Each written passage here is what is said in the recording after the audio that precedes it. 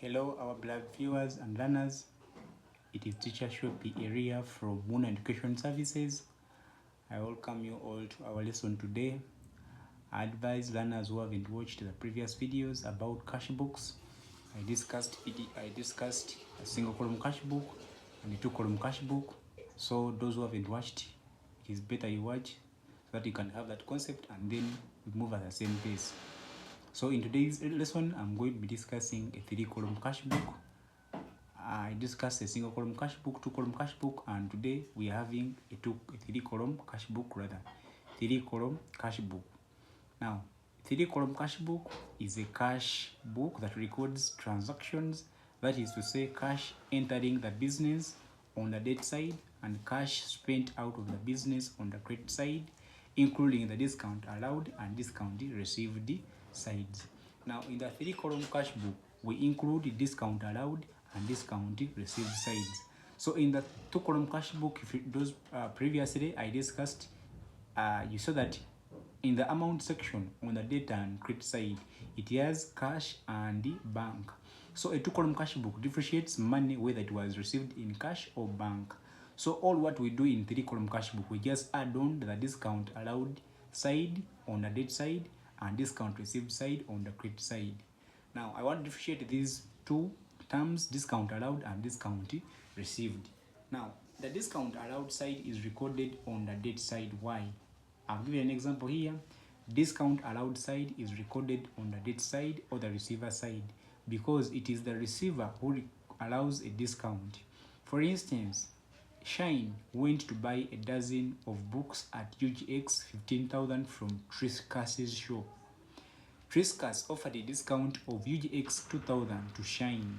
In this scenario, it is the receiver of the money to allow a discount, not the buyer. Now, the discount allowed side or column is put on the debt side because it is the receiver of the money to allow a discount.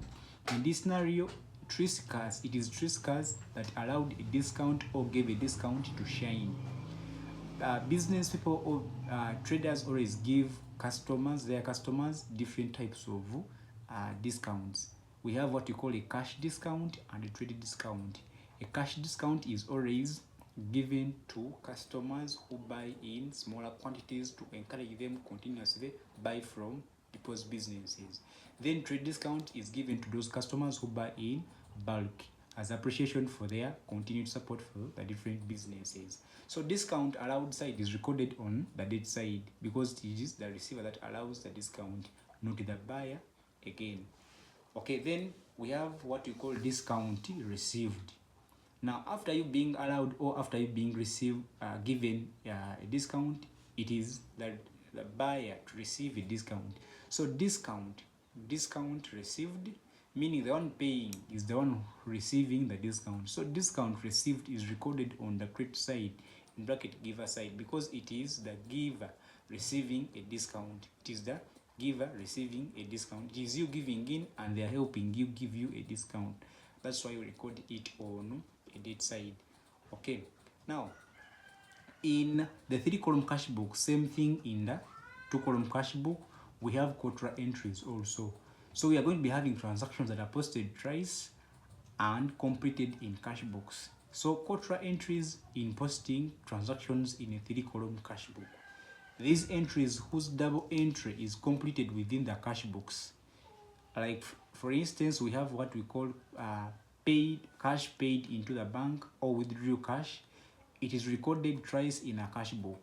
It is recorded twice in a cash book because there are two accounts here. Bank, if you withdraw or pay money into the bank, meaning if you pay cash into the bank, meaning the bank is increasing and the cash is losing. So from the concept of debt and credit, we know that debt is the receiver side and the credit is the giver side or the loser side. So if you pay cash into the bank, meaning we are going to debt the bank because it is receiving the cash, and you're going to credit the cash because it is receiving the cash from the it is giving out cash to the bank. Then when we have cash withdrawn from the bank, it is recorded twice in a 3-column cash book because it is a contra entry, and we also denote the contra entries as C because we denote them as C in the folio column in the ledger book. So if you find a transaction like withdraw cash from the bank, it is going to be recorded twice. So if you withdraw cash from the bank, meaning you're increasing cash and reducing bank. So we date the bank, no, we date the cash and credit the bank from here. Date cash because it is increasing and credit the bank because it is losing money. So that is, we also record, we also have contra entries in, the 3-column cash book. So the only difference between a 2-column cash book and a 3-column cash book is that we include discount allowed side on the date side of the column cash of the 3-column cash book, and the discount received side on the credit side. But the posting is all the same, the balancing is all the same.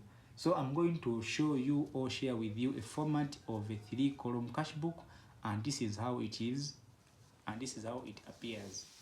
3-column cash book. I'm going to show you the format of a 3-column cash book, and this is how it appears. Okay, that is the format of a 3-column cash book. Format of a 3-column cash book. It looks like this. Format of a 3-column cash book.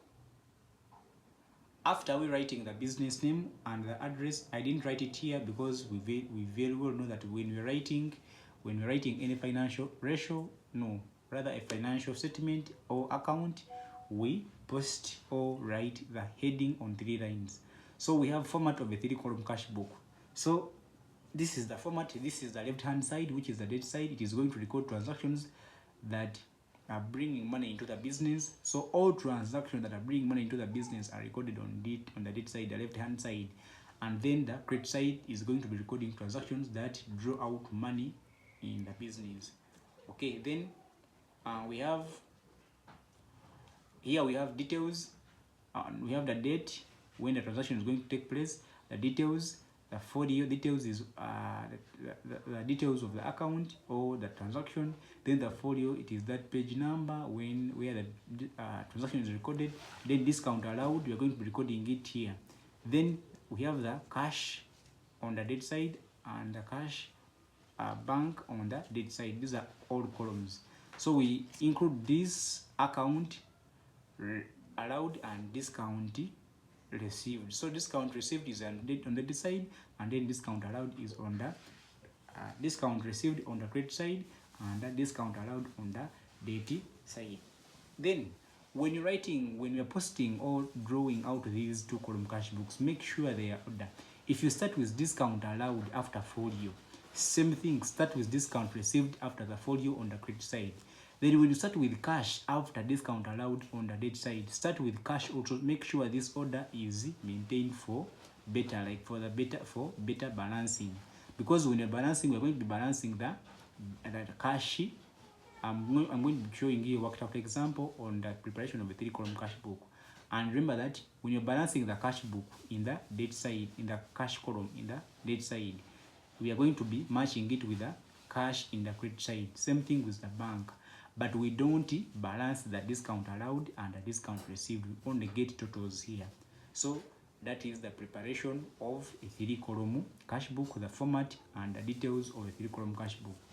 I advise learners go and download our learning materials about all subjects. So even go and watch different videos on our social media platforms. Our website is Wuna Education Services. In my next lesson, I'm going to be working out, giving you a worked out example on the preparation of the 3-column cash book. Thank you so much for listening.